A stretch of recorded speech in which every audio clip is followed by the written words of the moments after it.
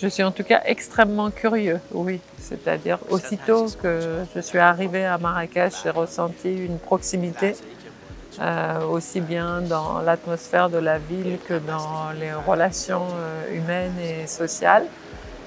Donc je suis très impatient demain de voir en effet ce qui va se passer, comment le film sera reçu et quel contact j'aurai avec le public marocain.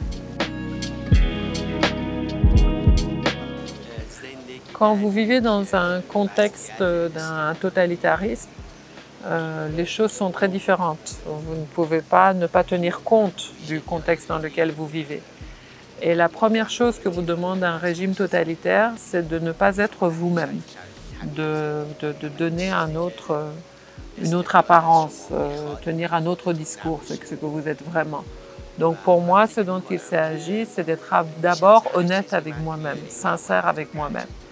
Et dans cette honnêteté-là, dans cette transparence-là, dans le contexte dans lequel je vivais, les histoires qui m'apparaissent et qui me semblent dignes d'être racontées, c'est des histoires qui précisément traitent de cette confrontation entre l'individu et le système répressif, le système dont il est entouré. Donc c'est ce prisme-là, cet aspect-là qui est finalement devenu fondamental, inspiré de mon propre environnement, dans toutes les histoires que j'ai racontées.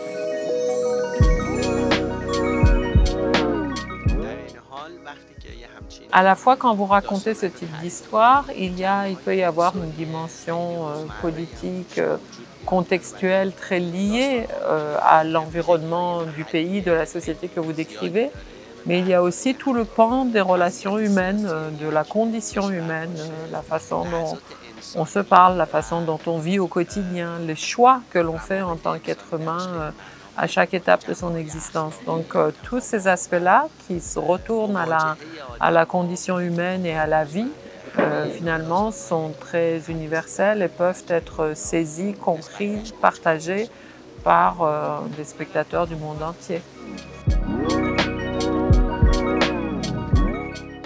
Je pense vraiment que chaque artiste, chaque cinéaste iranien trouve sa propre façon de contourner, de se confronter, de faire avec la censure du pays. Il n'y a pas une formule qui serait valable pour tout le monde.